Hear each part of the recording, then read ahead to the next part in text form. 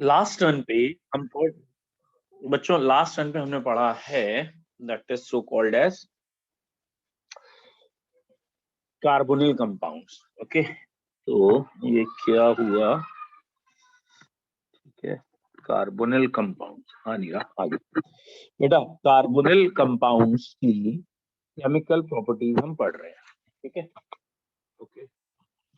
Carbonyl compound में हमने last reaction पढ़ी थी एडिशन एलिमिनेशन रिएक्शन, या केमिकल प्रॉपर्टीज चल रही थी। और केमिकल प्रॉपर्टीज में न्यूक्लियोफिलिक एडिशन रिएक्शन पहले हुई, जो जनरली 4-5 हैं, जैसे एडिशन ऑफ HCN था, एडिशन ऑफ NaHSO3 था, ये कैरेक्टरिस्टिक भी था, यहाँ साइनोहाइड्रिन बन रहा था, एडिशन ऑफ ग्रिग्नार्ड रिएजेंट था, और addition of one more thing is hydrogen, जिसे रिडक्शन भी कह दिया था। सेकेंड हेडिंग हमने पढ़ी थी एडिशन एलिमिनेशन करके रिएक्शन, जो कैरेक्टरिस्टिक है। और ये जरूर याद करिएगा क्योंकि ये बहुत पूछी जाती हैं कि अगर हाइड्राजीन से करेंगे तो क्या बनेगा। तो आपको याद रखना था हाइड्राजीन से हाइड्राजोन बनेंगे। और अगर ये चीज लिखी है which is called as phenyl hydrazine, यहाँ C6H5 लगा हो तो यहाँ फिनाइल हाइड्राजोन। और अगर यहाँ पे लगा हो NH और इसके बाद बेंजीन रिंग और 2 NO2 लगा हो तो ये कहलाता है ब्रेडीज रिएजेंट या DNP टेस्ट। तो ये भी सेम प्रोडक्ट बनाएगा, हाइड्राजोन कैरेक्टरिस्टिक। और अगर NH2OH लिखते हैं तो ये कहलाते हैं ऑक्साइम्स। और अगर यहाँ NH2NHCO NH2 होता है तो ये सेमी कार्बेजाइड कह के सेमी कार्बा जोन बनाता है। तो ये हमारा कल हो गया था लास्ट हेडिंग। नाउ अब हम अगली कुछ नेम रिएक्शन कह लीजिए वो पढ़ने चाह रहे हैं। ठीक है, नेम रिएक्शन ज्यादा इंपॉर्टेंट है, ये आज की हेडिंग वाकई में बहुत इंपॉर्टेंट है बेटा। पहला पॉइंट, द फर्स्ट पॉइंट इसमें क्या है, just a couple of second. Okay, now बेटा आज की पहली रिएक्शन हमारी जो है दैट इज ऑक्सीडेशन ले रहे हैं, ऑक्सीडेशन। ठीक है, तो ये जो एल्डिहाइड है this is the group of aldehyde, और अगर हम इसे ऑक्सीडाइज करें तो ये एसिड्स में चले जाते हैं। तो aldehydes can be easily oxidise into acid. Aldehyde बहुत आसानी से कार्बोक्सिलिक एसिड में ऑक्सीडाइज हो जाते हैं, even by mild oxidising agent. Aldehydes are easily oxidized into acid even by mild oxidizing agent।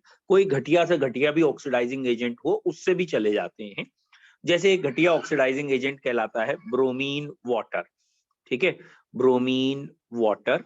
ठीक है, या फिर एक एजेंट कहलाता है हमारा दैट इज टॉलेंस रिएजेंट। ठीक है, ये इससे भी एल्डिहाइड ऑक्सीडाइज हो जाते हैं।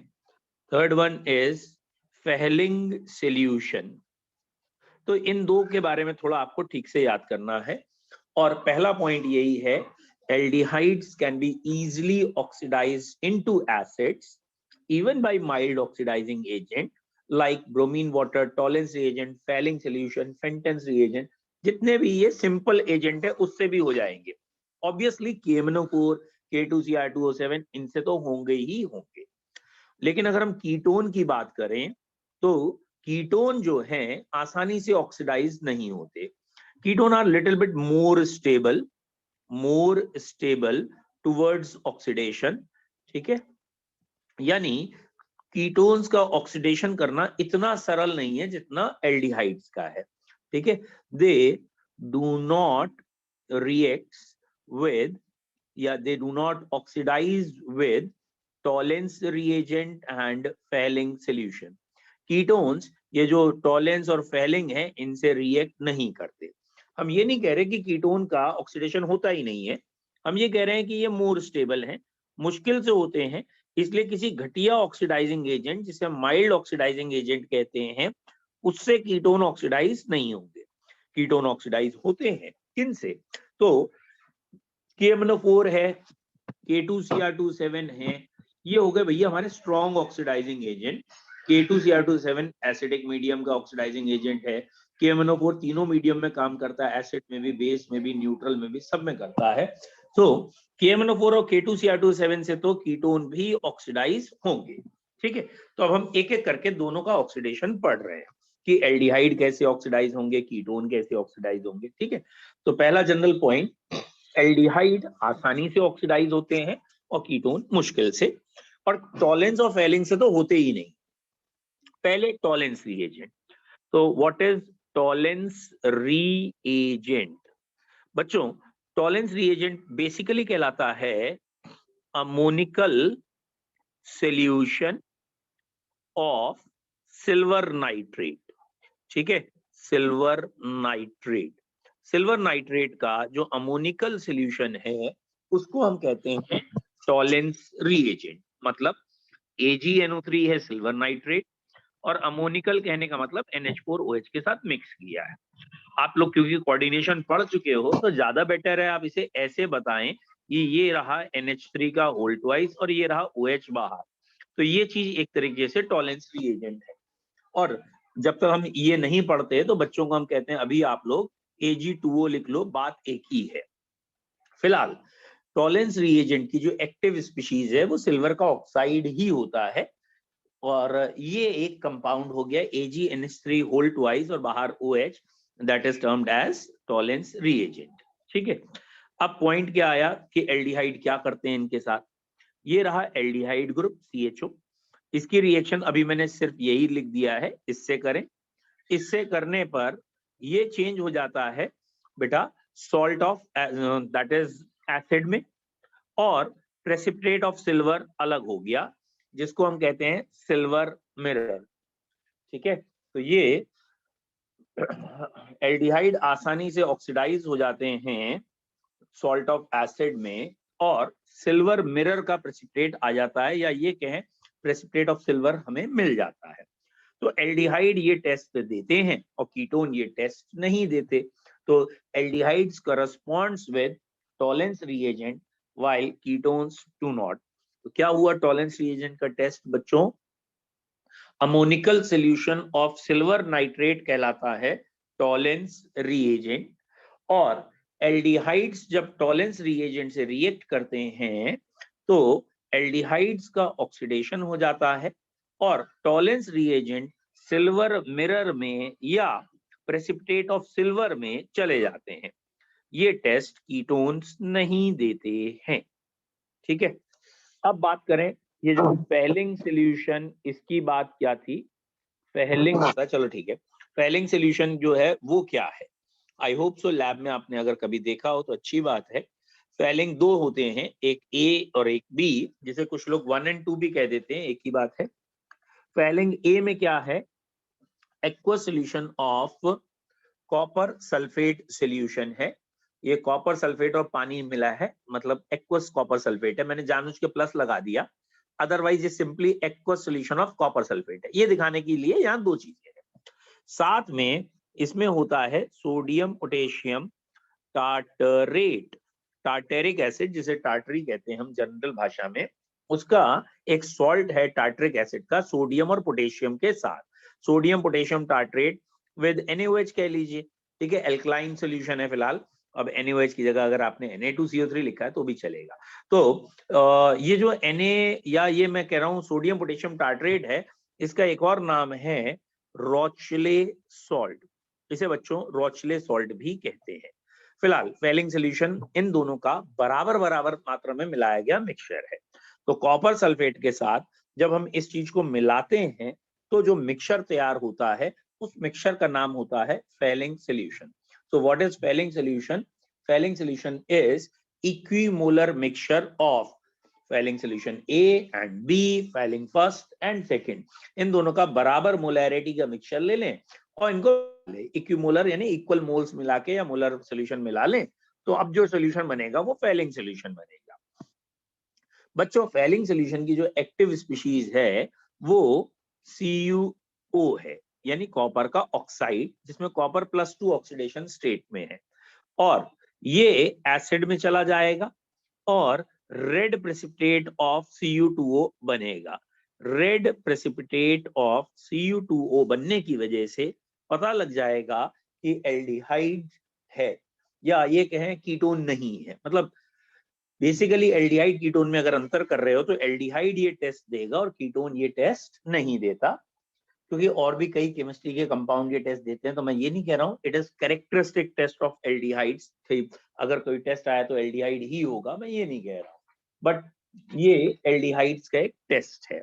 ओके, तो एल्डिहाइड जब फेलिंग सॉल्यूशन से रिएक्ट करते हैं तो रेड प्रेसिपिटेट ऑफ Cu2O बनता है। Ketones do not give this test. तो ये दोनों ही टेस्ट कीटोन नहीं देते। Ketone do not give this या दीज टू टेस्ट। मतलब कीटोन अमोनिकल सिल्वर नाइट्रेट के साथ भी कोई कलर नहीं देंगे, कोई प्रेसिपिटेट नहीं देंगे, और कीटोन फेलिंग सॉल्यूशन के साथ भी कोई कलर या प्रेसिपिटेट नहीं देंगे।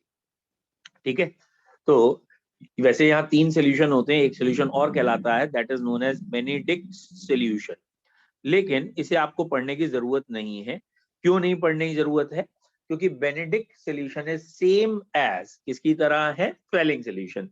इसके रिजल्ट सारे फेलिंग की तरह होते हैं। अंतर इतना है, बेनेडिक्ट सॉल्यूशन में सोडियम पोटेशियम टार्ट्रेट की जगह सोडियम सिट्रेट लेते हैं और NaOH की जगह Na2CO3 ले लेते हैं, या Na2CO3 की जगह NaOH ले लेते हैं, मतलब बेसिक चेंज कर लेते हैं। तो वो इतना इंपॉर्टेंट नहीं है। ठीक है बच्चों, आई होप सो ये क्लियर है आपको। ठीक, फिर से एक बार रिपीट कर रहा हूं, एल्डिहाइड्स ये आसानी से ऑक्सीडाइज हो जाते हैं इनटू एसिड्स में। कीटोन्स ऑक्सीडाइज तो होते हैं, ऑक्सीडाइज विद डिफिकल्टी। इसमें थोड़ा सा समय लगता है, या ये कहें स्ट्रॉन्ग ऑक्सीडाइजिंग एजेंट चाहिए, वीक से नहीं होते हैं। तो एल्डिहाइड और कीटोन को डिस्टिंग्विश करने के लिए हम इस रिएक्शन का यूज कर सकते हैं। किस रिएक्शन का यूज कर सकते हैं बच्चों? टॉलेंस रिएजेंट ले लें या फेलिंग सॉल्यूशन ले लें, तो एल्डिहाइड और कीटोन को हम डिस्टिंग्विश कर सकते हैं। Is it clear? अब एक क्वेश्चन जो एक आध इंटेलिजेंट बच्चे के खाली दिमाग में आएगा, बाकी के तो नहीं आएगा, ठीक है, वो क्या है वो सुन लीजिए। जो बच्चे थोड़ा बहुत डी ब्लॉक को थोड़ा बहुत याद रखे हैं अभी तक, अगर उन्हें थोड़ा बहुत ध्यान है तो उनके दिमाग में एक क्वेश्चन आ सकता है। क्या? डी ब्लॉक या ट्रांजिशन मेटल में हमने ये पढ़ा था कि जिंक +2 में कलरलेस है। क्यों भैया कलरलेस है जिंक +2 में? क्योंकि इसके डी में 10 हो गए, इसलिए कलरलेस है। तो हमने कहा था डी में 0 हो, डी में 10 हो तो कलर नहीं आता। तो अब पॉइंट आया कि यहाँ Cu2O में कॉपर तो +1 में है, और जब कॉपर +1 में है तो वो तो 3D10 हो गया। अगर आपको याद हो कि कॉपर होता है 3D10 4s1, तो कॉपर तो +1 में है, तो +1 में तो कलरलेस होता है, तो यहाँ तो कलर है, रेड प्रेसिपिटेट कह रहे हैं। तो ऐसा क्यों है? तो बेसिकली अगर कॉपर +1 का प्योर आयनिक कंपाउंड होता तो सही में कलरलेस होता, but due to charge transfer, मतलब यहाँ ऑक्सीजन और कॉपर के बीच में कोवलेंट बॉन्डिंग हो रही है, परफेक्टली आयनिक बॉन्ड नहीं है, परफेक्ट लॉस और गेन नहीं है, इसलिए यहाँ कलर है। तो ये नहीं कहेंगे कि यहाँ कलर क्यों आ गया, भैया आ गया तो आ गया, अब याद रखो। ठीक है, क्योंकि ये ऑक्सीडेशन नंबर +1 है, ये 100% आयनिक कंपाउंड नहीं है। आयनिक होता तो आप कह सकते थे कि ये कलरलेस होगा, लेकिन ये कलर्ड है, ये ध्यान रखना। ठीक है बच्चों, तो अब हमारी पहली रिएक्शन ये हो गई आज की कि जो एल्डिहाइड्स हैं वो आसानी से ऑक्सीडाइज हो जाते हैं, कीटोन्स नहीं हो पाते। और इसी में एक रिएक्शन और भी है एल्डिहाइड्स में ही, जो आपको खाली लैंग्वेज में याद रखनी है, कि एल्डिहाइड्स जो होते हैं ना, वो शिफ्स रिएजेंट का पिंक कलर रीस्टोर करते हैं। ठीक है, वैसे शिफ्स रिएजेंट होता क्या है? What is Schiff's reagent? ठीक है बेटा, एक एक्वस सॉल्यूशन बना लें हम रोजेनलीन हाइड्रोक्लोराइड का, हाइड्रोक्लोराइड। तो aqueous solution of rosaniline hydrochloride, जिसे शायद मेजेंटा डाई भी कहते हैं। तो डाइज जो होती हैं उसमें वो कलरिंग सब्सटेंस जो कहते हैं ना, इसे मेजेंटा डाई भी कहते हैं। तो aqueous solution of rosaniline hydrochloride या magenta dye decolorize by passing decolourise by passing SO2 gas. ठीक है, और इसको हम डीकलराइज कर दें, क्या पास करके? SO2 गैस पास करके। Aqua solution of rosaniline hydrochloride या magenta dye decolourise by passing SO2 gas, मतलब इस डाई का जो अपना कलर है उसको हमने उड़ा दिया। ठीक है, इज नोन एज, अब ये जो डीकलराइज करके बना उसका नाम है SR, शिफ्ट रिएजेंट। तो शिफ्ट रिएजेंट क्या है? ये रोजलिन हाइड्रोक्लोराइड जो एक मैजेंटा डाई होती है उसका एक अपना कलर आएगा, शायद पिंकी कलर कह लीजिए, उसको हम उड़ा देते हैं SO2 पास करके। और एल्डिहाइड्स जब शिफ्ट रिएजेंट के साथ आते हैं तो दोबारा इसका पिंक कलर आ जाता है। तो पॉइंट क्या आ गया? Aldehydes restore pink colour of shift reagent. Aldehyde क्या करेंगे? पिंक कलर इसका रीस्टोर करेंगे। किसका पिंक कलर रीस्टोर कर देंगे? शिफ्ट रिएजेंट का। तो जो शिफ्ट रिएजेंट हमारा कलरलेस हो गया था उसको दोबारा पिंक कलर मिल गया। ठीक है, और ये रिएक्शन भी कीटोन नहीं देंगे। तो ये जनरली क्वेश्चन आते हैं डिस्टिंग्विश करने के एस्टल्डिहाइड और एसीटोन में अंतर करो। तो एस्टल्डिहाइड टॉलेंस रिएजेंट से सिल्वर मिरर का प्रेसिपिटेट देगा, मतलब सामने रिएक्शन दिखेगी आपको, प्रेसिपिटेट दिखेगा। और फेलिंग सोल्यूशन से करेंगे तो प्रेसिपिटेट आएगा, कीटोन में नहीं आएगा। ऐसे ही एल्डिहाइड शिफ्ट रिएजेंट के साथ रिएक्ट करेगा, पिंक कलर रीस्टोर करेगा, ये पिंक कलर रीस्टोर नहीं करेगा। तो आज की इन तीन रिएक्शन से हम एल्डिहाइड और कीटोन में ऐसे अंतर कर सकते हैं। तो what is shift reagent? Shift reagent is aqueous solution of rosaline hydrochloride which is decolorized by passing SO2, and aldehydes restores the pink color of shift reagent while ketones do not। ठीक है, I hope so आपको clear हो गया हो कि जो shift reagent था उसकी SO2 जब पास की और SO2 पास करने के बाद उसका अपना एक कलर था, वो कलरलेस हो गया। ठीक है, कलरलेस हो गया, इसे कहते हैं ब्लीचिंग एक्शन। और ये ब्लीचिंग एक्शन SO2 की वजह से है जो कि टेम्परेरी होता है। ठीक है, तो ये जो शिफ्ट रिएजेंट था ये यहाँ पे कलरलेस हो चुका है और and it is the temporary action. ठीक है, अब इस कलरलेस में एल्डिहाइड आए। ओके, तो एल्डिहाइड जैसे इसमें आएंगे तो ये दोबारा से क्या हो जाएंगे? कलर्ड हो जाएंगे। ये जो शिफ्ट रिएजेंट था ये वापस कलर्ड हो जाएगा। बोलो क्लियर है? ठीक है, नेक्स्ट। अब कीटोन का भी तो ऑक्सीडेशन होता तो है ही, कैसे होता है? ये है कीटोन CH3COCH3। इस कीटोन में अगर हम KMNO4 या कोई स्ट्रॉन्ग ऑक्सीडाइजिंग एजेंट डाल दें जैसे कि K2Cr27, अगर इन ऑक्सीडाइजिंग एजेंट से रिएक्ट कराएंगे तो ये बॉन्ड यहां से टूट जाएगा और ये एस्टिक एसिड बन जाएगा और ये फॉर्मिक एसिड। ये आप आगे फिर पढ़ेंगे कि फॉर्मिक एसिड जो होता है ये फिर आसानी से ऑक्सीडाइज हो जाता है इनटू CO2 एंड वाटर। ये आसानी से दोबारा ऑक्सीडाइज हो जाता है CO2 वाटर में। तो फॉर्मिक एसिड हम दिखाते हैं। फिलहाल कीटोन्स का ऑक्सीडेशन मुश्किल से होता है, लेकिन जब कोई स्ट्रॉन्ग ऑक्सीडाइजिंग एजेंट लेते हैं तो ये कीटोन्स में बॉन्ड ब्रेक हो जाता है और बॉन्ड ब्रेक होने के बाद दोनों पार्ट्स अपने अपने एसिड में चले जाते हैं, करस्पॉन्डिंग एसिड में। ये 2 कार्बन का एसिड, 1 कार्बन का। ये आगे पढ़ लेंगे कि 1 कार्बन का एसिड आसानी से CO2 और वाटर में जाएगा एसिड चैप्टर में। तो ये है। बाई चांस अगर यहां सपोज 4 कार्बन होते तो इसमें एक क्वेश्चन आता है, जब 4 कार्बन का आपका ऑक्सीडेशन होगा तो क्या क्या बनेगा? तो मेजर प्रोडक्ट यहां से बॉन्ड टूट के बनता है, यानी ये भी 2 कार्बन का एसिड और ये भी 2 कार्बन का एसिड, ये वाला बॉन्ड नहीं तोड़ना है। तो आपको क्या याद रखना है? इस रूल का नाम दिया है समवॉट पॉप्स रूल। तो ये पॉप्स या पिताजी ने क्या नियम बना लिया है? बेटा पॉप्स ने ये रूल बनाया है कि अगर अनसिमेट्रिकल कीटोन है, ये अनसिमेट्रिकल है, एक तरफ कम कार्बन है एक तरफ ज्यादा कार्बन है, तो जहां ज्यादा कार्बन है वहां से बॉन्ड तोड़ दो। या ये कहना चाहते हैं पॉप्स की हर चीज बराबर आनी चाहिए, यहाँ कार्बन कम है तुम इधर जाके बराबरी लाओ। मतलब CO group of carbonyl group goes to that alkyl group which is shorter. Generally जो हल्का होगा, लेसर कार्बन का होगा, वो होगा। तो इसीलिए और डीप में नहीं जाना है, बस इतना याद रखना है कि पिताजी ने नियम बना रखा है बैलेंसिंग करने का कि अगर दोनों तरफ अलग अलग कार्बन है तो हम छोटे के साथ जाऊंगा, बड़े तुम निकल लो यहाँ से।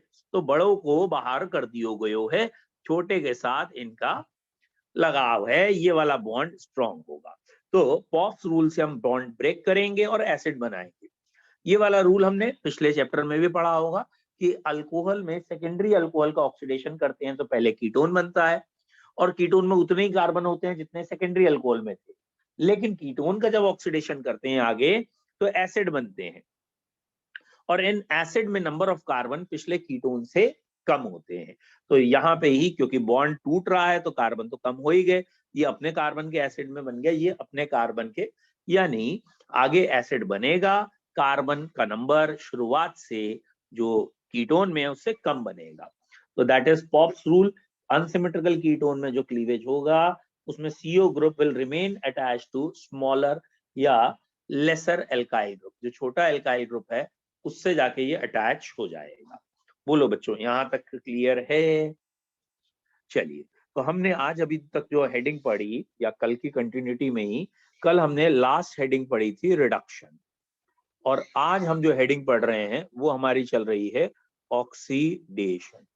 रिडक्शन में हमने कल क्या पढ़ा था कि ये कार्बोनिल कंपाउंड है, हम चाहें तो इसे रिड्यूस करके क्या बना सकते हैं, हम इसे रिड्यूस करके बना सकते हैं अल्कोहल, और अगर ज्यादा रिड्यूस करेंगे तो हम इसे काहे में चेंज कर लेंगे बेटा, अगर हम ज्यादा रिड्यूस करेंगे तो एल्केन में ले जाएंगे।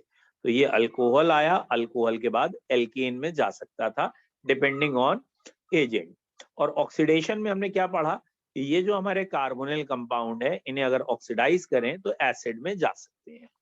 अब ये हमने एल्डिहाइड के लिए कहा है और ये भी एल्डिहाइड के लिए कहा है। एल्डिहाइड के रिडक्शन में प्राइमरी अल्कोहल बनते थे और एल्डिहाइड के ऑक्सीडेशन में उतने ही कार्बन का एसिड बनता था। जबकि कीटोन का अगर रिडक्शन करेंगे तो सेकेंडरी अल्कोहल बनेगा। ओके, कीटोन के रिडक्शन में सेकेंडरी अल्कोहल, और कीटोन का अगर ऑक्सीडेशन करेंगे तो एसिड तो बनेगा लेकिन कम कार्बन का एसिड बनेगा, और अगर फॉर्मिक बनता है तो CO2 और वाटर में चला जाएगा। तो अच्छा, यहाँ फॉर्मिक नहीं, ये ऐसे ही आएगा, सॉरी। तो ये 20 से बॉन्ड ब्रेक हो जाएंगे और जितने कार्बन चाहिए उतने कार्बन के आप एसिड बना लेंगे, दो अलग अलग, कहने का मतलब है यहाँ एक और कार्बन होगा, मतलब तभी तो ये बॉन्ड टूट के ये भी आया फिलहाल। तो ये हो गया ऑक्सीडेशन का मेथड और ये हो गया रिडक्शन का मेथड। ऐसे ही बेटा यहाँ पे भी ये है रिडक्शन, H जुड़ना, और ये है ऑक्सीडेशन, दिस वन। यहाँ टॉलेंस रिएजेंट फेलिंग सोल्यूशन याद रखिएगा, फेलिंग बेनेडिक्ट टॉलेंस, और शिफ्ट रिएजेंट भी याद रखिएगा, दिस वन। बताओ बेटा, ऑक्सीडेशन या रिडक्शन में किसी बच्चे को कोई दिक्कत है? कार्बोनिल कंपाउंड के ऑक्सीडेशन या रिडक्शन में अगर दिक्कत है तो पूछिए, नहीं तो हम आगे बढ़ेंगे। सिर्फ दिक्कत वाले बोलिए, ठीक है। अगली हेडिंग हमें अब जो पढ़नी है, एक नेम रिएक्शन पढ़ ले रहे हैं जो हम 2 चैप्टर से पढ़ते आ रहे हैं। उस रिएक्शन का नाम है हेलो फॉर्म रिएक्शन। होपफुली हमने ये रिएक्शन एल्डिहाइड कीटोन में भी पढ़ी होगी और अल्कोहल में भी पढ़ी होगी। Hello form reaction is very important name reaction, conversion में भी आ जाती है और डायरेक्ट नेम रिएक्शन पूछते हैं उसमें भी आ जाती है। Haloform reaction alcohol chapter में हमने ये पढ़ा था कि जिन अल्कोहल में ये ग्रुप होगा वो हेलो फॉर्म रिएक्शन दे सकते हैं। फिर हमने हेलो फॉर्म रिएक्शन के बारे में एल्डिहाइड कीटोन के लिए वहां लिखा होगा कि अगर ये ग्रुप है यानी ये ऑक्सीडाइज होकर इसमें चला जाए तो हेलो फॉर्म रिएक्शन आ सकती है। अब अगर आप ध्यान लगाएं तो अगर मुझे एल्डिहाइड चाहिए तो मेरी मजबूरी है, मुझे यहाँ H लगाना ही लगाना पड़ेगा। थोड़ा सही कर लूं मैं, सॉरी, थोड़ा सा सही कर लूं, ठीक। तो अगर मुझे एल्डिहाइड चाहिए तो मुझे H यहां लगाना ही लगाना पड़ेगा, ठीक है। तो अगर आपको समझ में आ गया कि हेलो फॉर्म रिएक्शन में ये ग्रुप चाहिए ही चाहिए और एल्डिहाइड के लिए यहाँ H चाहिए ही चाहिए, तो सिर्फ एक एल्डिहाइड ये हेलो फॉर्म नाम की रिएक्शन देता है। Haloform reaction is given by only one aldehyde named as acetaldehyde, या इसे इथेनॉल भी कहते हैं। तो हेलो फॉर्म रिएक्शन एक ही एल्डिहाइड देता है, एसिटल्डिहाइड या इथेनॉल। और कीटोन में कोई भी मिथाइल कीटोन हो तो वो ये रिएक्शन दे सकता है। यानी ये ग्रुप है और यहाँ कोई आर लगा है, कीटोन बन गया। तो कीटोन्स तो लगभग सारे ही कह लीजिए देते हैं, बस मिथाइल होना जरूरी है। यानी अगर इथाइल कीटोन है तो ये रिएक्शन नहीं होगी, मिथाइल कीटोन है तो ये रिएक्शन हो जाएगी। तो कीटोन्स में मिथाइल कीटोन देते हैं और एल्डिहाइड में सिर्फ एसिटाल्डिहाइड। अब अगर हम बात करें रिएक्शन क्या थी, तो ये वाला अगर कोई एक कार्बोनिल कंपाउंड है, लेट सपोज मैंने अभी कीटोन ले रखा है और इसकी आयोडीन से कर दी, अगर आयोडोफॉर्म कह रहे हैं, और एक एल्कली कोई ले ली उसकी प्रेजेंस में, तो यहां से बॉन्ड ब्रेक करेंगे। ये जो कार्बन है ये जो कार्बन है ये CH3 में जाएगा। और आपको अगर पता हो तो CH3 जिसे आयोडोफॉर्म कहते हैं, दे हैव वॉयलेट क्रिस्टल्स, यार एक सॉलिड में चेंज हो गया, वॉयलेट क्रिस्टल्स में चला गया, और येलो क्रिस्टल्स में चला गया।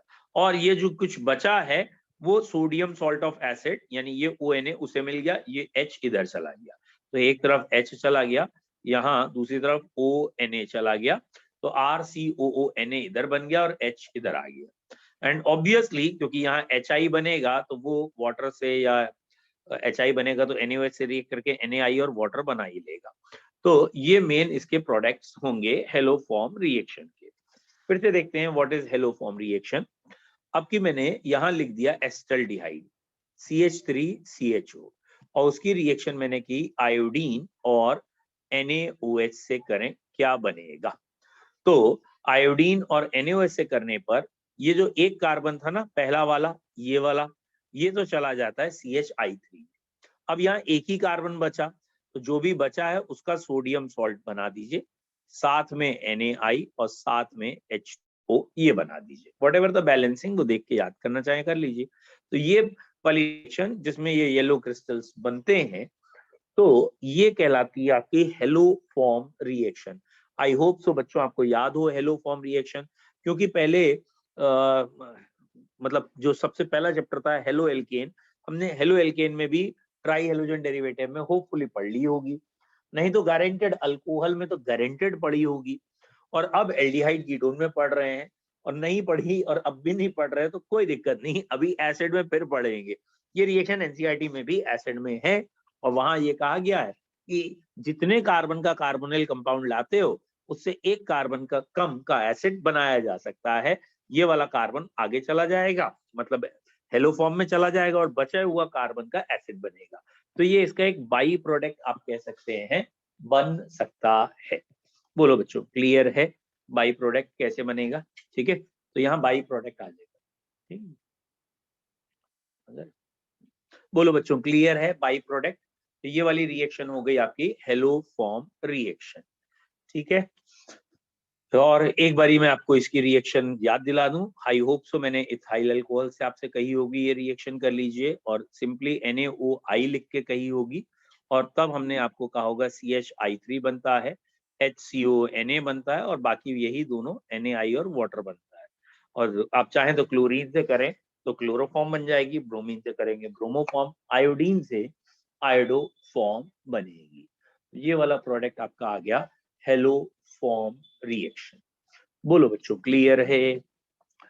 नाउ आज की हमारी रिएक्शन कौन कौन सी हो गई? एक ऑक्सीडेशन, एक रिडक्शन कल कर लिया था, सॉरी, एक ऑक्सीडेशन हो गया, और ऑक्सीडेशन के बाद ये एक रिएक्शन और हो गई नेम हेलो फॉर्म रिएक्शन। ठीक है, नेक्स्ट, अब इस चैप्टर की अभी 2-3 मेन रिएक्शन है, जिसमें एक का नाम है Cannizzaro reaction. What is this reaction? Cannizzaro किसे कहते हैं? Cannizzaro reaction. बेटा कैनिज़ारो रिएक्शन ये बेसिकली एल्डिहाइड्स की रिएक्शन है, लेकिन ऐसे एल्डिहाइड्स की रिएक्शन है which do not have, जिसमें नहीं है, which do not have alpha hydrogen.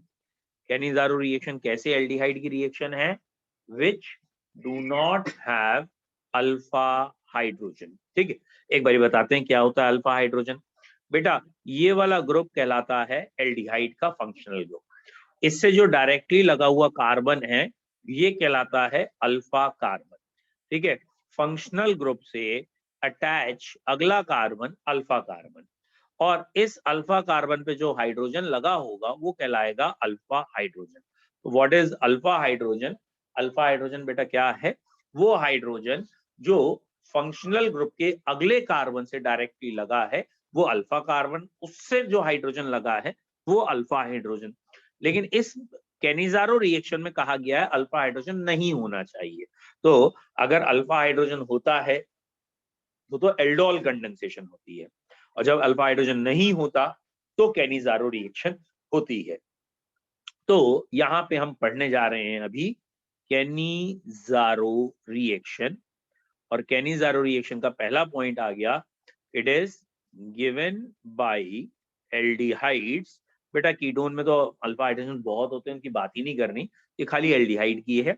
It is given bye aldehydes which do not have, जिसमें नहीं है, which do not have alpha hydrogen. Alpha hydrogen नहीं होना चाहिए। जैसे कि ये HCHO है, दैट इज फॉर्मल्डिहाइड। बेटा इसमें तो अल्फा कार्बन ही नहीं है, तो अल्फा हाइड्रोजन की कोई सेंस ही नहीं होता। फंक्शनल ग्रुप के पीछे कार्बन होता तो अल्फा कार्बन होता, तो अल्फा हाइड्रोजन इसमें प्रेजेंट नहीं है। ऐसे ही ये कंपाउंड है जिसका नाम है C6H5CHO। बेटा इसमें भी अल्फा हाइड्रोजन नहीं है। इसका एक बेसिक रीजन है कि अगर मैं C6H5 का डायग्राम ड्रॉ करूं तो ये C6H5 का डायग्राम है, यहाँ इस कार्बन से अटैच है CHO ग्रुप। तो ये रहा फंक्शनल ग्रुप बच्चों, और इस फंक्शनल ग्रुप के ये रहा पड़ोसी कार्बन जिसे हम अल्फा कार्बन कह रहे हैं। और इस अल्फा कार्बन से बेटा इधर इधर इधर और इधर चारों वैलेंसी पे कार्बन ही है, या ये कहें एक कार्बन डबल बॉन्ड से और बाकी दो कार्बन इससे सिंगल बॉन्ड से जुड़े हुए हैं। तो इससे इधर इधर और इधर हर जगह कार्बन है, हाइड्रोजन है ही नहीं। तो ये 5 हाइड्रोजन कहाँ है भाई? तो ये सारे के सारे हाइड्रोजन बच्चों ये यहाँ मौजूद है। कहाँ मौजूद है? ये सारे के सारे हाइड्रोजन पेरिफेरल में है, बीटा और गामा वहां है, अल्फा हाइड्रोजन नहीं है। तो यहाँ पे भी अल्फा हाइड्रोजन एब्सेंट है।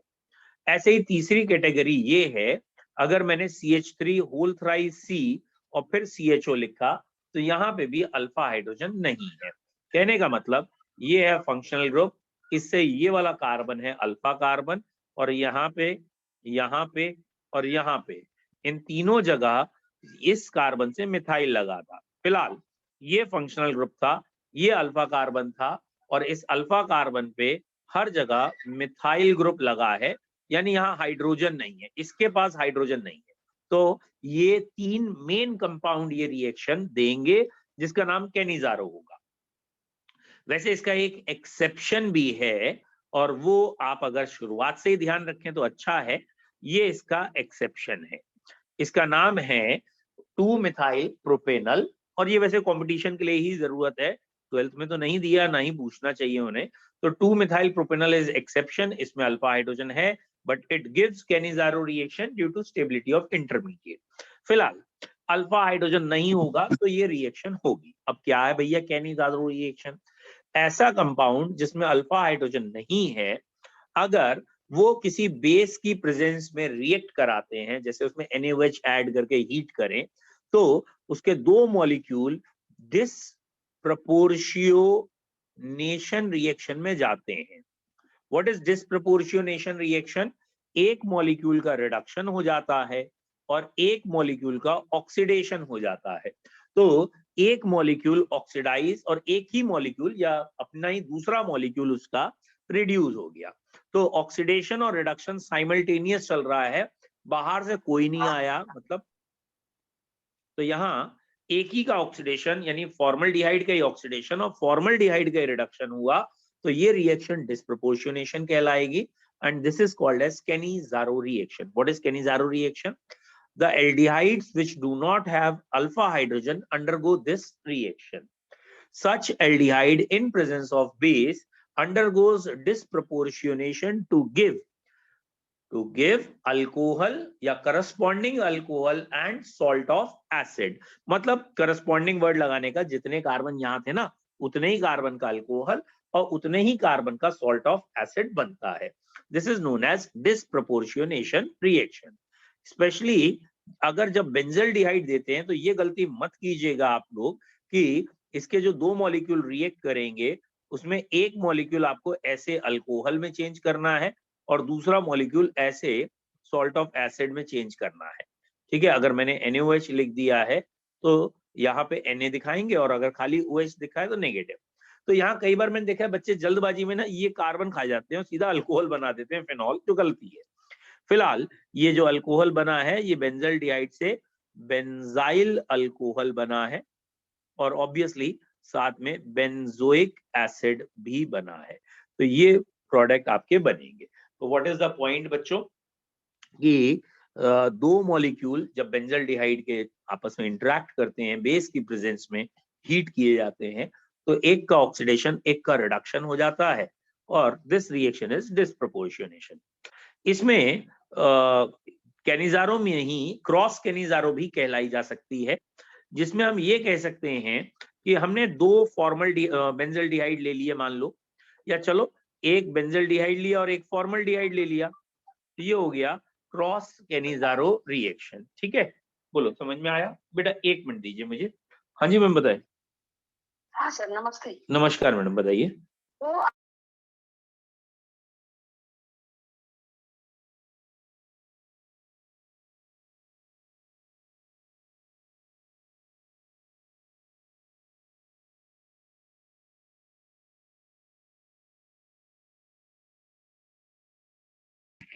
ओके बच्चों, तो अब ये वाला पॉइंट आ गया बेटा, दैट इज एक फॉर्मल्डिहाइड है और एक बेंजल्डिहाइड है, इसकी कैनिजारो रिएक्शन करें तो ये फॉर्मल्डिहाइड वाला सॉल्ट ऑफ एसिड में जाता है और बेंजल्डिहाइड वाला अल्कोहल में जाता है। वो अब धीरे धीरे पढ़ेंगे, समझ में आ जाएगा कि इसका जो एसिड है ना, फॉर्मिक एसिड, ये बेंजोइक एसिड से स्ट्रॉन्ग एसिड है। मतलब दोनों का अगर एसिड बनाएंगे तो ये वाला एसिड ज्यादा स्ट्रॉन्ग है और इसीलिए इसका एसिड बनता है और इसका एसिड कम स्ट्रॉन्ग है, तो ये है। तो ये आपकी क्रॉस्ड कैनिजारो कहलाई जाती है। और ये जो क्रॉस कैनिजारो है ना बच्चों, इसमें वो नाटक या डिस्प्रपोर्शनेशन नहीं है। मतलब ये एक चीज ऑक्सीडाइज हुई है दूसरी चीज रिड्यूस हुई है, तो डिस्प्रपोर्शनेशन नहीं है क्योंकि अलग अलग चीजों में हुआ है। एक इंट्रामोलिकुलर रेडॉक्स भी हो सकती है कैनिजारो में, जैसे ये है। तो भैया इसमें भी अल्फा हाइड्रोजन नहीं है। अब कोई बच्चा मुझसे ये मत कहना अल्फा हाइड्रोजन तो दिख रहा है, भैया नहीं है अल्फा हाइड्रोजन। क्यों नहीं है? ये पूरा एक ग्रुप है, ये पूरा एक ग्रुप है, ये दोनों फंक्शनल ग्रुप हैं। फंक्शनल ग्रुप में थोड़ी देखना है आपको हाइड्रोजन, फंक्शनल ग्रुप से पड़ोसी एल्काइल ग्रुप में देखना होता है, इसमें एल्काइल है ही नहीं। अब इसकी जब आप कैनिजारो करते हैं तो इसमें एक तरफ ये आ जाता है और एक तरफ ये आ जाता है, तो ये इंट्रामोलिकुलर रेडॉक्स हो जाती है, मतलब ये सिंपल रेडॉक्स हो गई। ठीक है, तो व्हाट इज कैनिजारो रिएक्शन? जिनमें अल्फा हाइड्रोजन नहीं होता वो ये रिएक्शन देते हैं। तो आज हमने क्या क्या पढ़ा अभी तक? आज हमने एक ऑक्सीडेशन पढ़ा जिसमें Tollens reagent, Fehling solution, Benedict solution या शिफ्ट रिएजेंट का, और इससे डिस्टिंग्विश करते हैं हम एल्डिहाइड और कीटोन में। दूसरा आज हमने आइडोफॉर्म या एक हेलोफॉर्म रिएक्शन भी पढ़ ली। तो हेलोफॉर्म रिएक्शन से भी आपको मालूम है ना, इट विल कन्वर्ट दिस। और हेलोफॉर्म में CH3 बनता है और डिस्टिंग्विश कर सकते हो या तो आप एस्टल्डिहाइड को बाकी किसी भी एल्डिहाइड से, या फिर आप कोई भी मिथाइल कीटोन ले लें तो वो भी बाकी कीटोन से या बाकी एल्डिहाइड से मिथाइल कीटोन को डिस्टिंग्विश कर सकते हैं। तीसरा आपने अभी जो पढ़ी है वो है कैनिजारो रिएक्शन। अब बच्चों इस चैप्टर में जो बचती है रिएक्शन सबसे मेन, वो बचती है एल्डोल कंडेंसेशन और दो चार छोटे छोटे रिएक्शन या पॉइंट्स, लाइक अमोनिया से रिएक्शन होती है क्या होता है, मिथाइल अल्कोहल से होता है तो क्या होता है, ये वाली हमारी बची हुई है। अमोनिया वाली तो फिलहाल कोर्स में नहीं है, मिथाइल अल्कोहल की एक इंपॉर्टेंट है जो कोर्स में भी दे रखी है। तो ये दो तीन रिएक्शन हमारी ये बचते हैं। तो मोस्ट प्रोबेबली कार्बोनिल कंपाउंड हम बहुत जल्दी फिनिश कर लेंगे। आप लोगों का एक होमवर्क हो गया, कल सीरियसली करके लाइएगा, अच्छा लगेगा हमें, कि आप अगर NCERT में बहुत अच्छे क्वेश्चन दे रखे हैं इन टेक्स्ट भी और पीछे एक्सरसाइज में भी, ठीक है। और आई होप सो अब, क्योंकि उनकी कुछ एक्सरसाइज ऐसे प्रॉब्लम थी ना कि उसमें हाइड्राजोन ये वो सारे सेकंड क्वेश्चन से ही दे रखे हैं, तो इसलिए अब आप NCERT स्टार्ट करिएगा और कल हम जब इसको फिनिश करेंगे, इस चैप्टर में अभी एक और छोटा सा पार्ट बचा है carboxylic acid, but it is really very very easy, बहुत आसान है। चैप्टर का सबसे मेन पार्ट हो चुका है जो आज हुआ है और या कल हुआ था, और साथ में एक कल और एक छोटा सा पार्ट निपटा देंगे हम, एल्डोल कंडेंसेशन और अल्कोहल वाली रिएक्शन। ये अभी आपको दो बस ये क्वेश्चन आप छोड़ दें तो बाकी आपका चैप्टर हो चुका है। ठीक है, तो आज से आप एनसीईआरटी उठाना शुरू करें, जिससे कि आपको कल दिख जाएगा कि काफी सारे क्वेश्चन एल्डोल पे हैं और काफी सारे क्वेश्चन ये अल्कोहल वाली रिएक्शन में भी हैं। ठीक है, मिथाइल अल्कोहल या इथाइलिन ग्लाइकोल के लिए हैं। ठीक है, आया है किसी बच्चे को याद ये कौन सी रिएक्शन थी एल्डिहाइड की अल्कोहल से? कोई बच्चा बताएगा क्या बनता है एल्डिहाइड की? एसिटल। हाँ, very good, hemi acetal and acetal. ये हेमी एसिटल कहलाता था, और यहाँ अगर CH3 आ जाता तो एसिटल। तो बस ये दो रिएक्शन, हेमी एसिटल और एल्डोल, बस ये दो मुझे कल करानी है ढंग से, और इसके बाद आपका चैप्टर ये वाला एल्डिहाइड कीटोन का पोर्शन फिनिश है, और कार्बोक्सिलिक एसिड भी जल्दी हो जाएगा। कल प्लीज करके लाना, तभी मजा आएगा।